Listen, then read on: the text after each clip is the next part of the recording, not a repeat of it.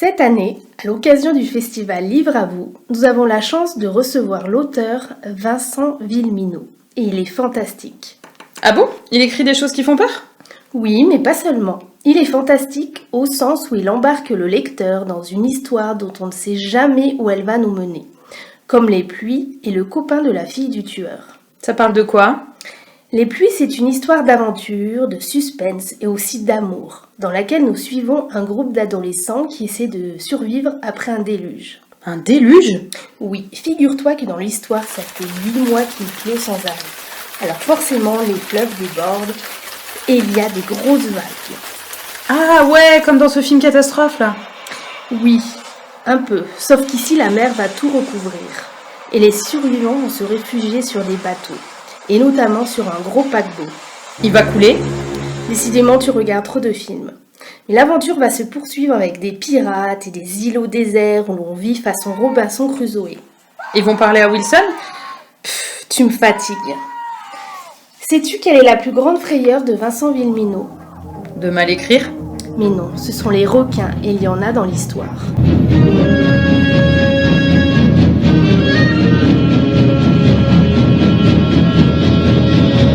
Mais les parents des enfants, ils sont où? Il n'y a pas d'adultes pour les aider? Ils ont été séparés de leurs parents au début du livre, alors ils vont essayer de les retrouver au fil de l'histoire. Et puis il y a aussi un drame, parce que les deux personnages principaux, Lou et Coche, qui sont amoureux, vont aussi être séparés accidentellement. Oh non! Ils vont se retrouver quand même? Eh bien, il faudra lire Les Pluies pour connaître la suite, car au-delà de l'aventure, c'est aussi et surtout une histoire d'amour.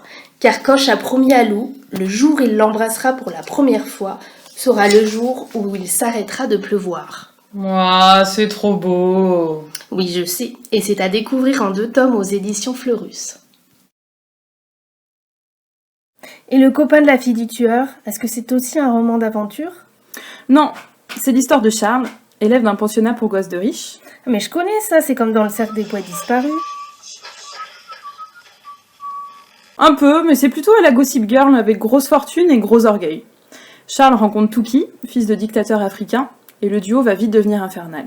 Quand arrive Selma, elle est belle, elle est mystérieuse, et c'est le coup de foudre pour Charles.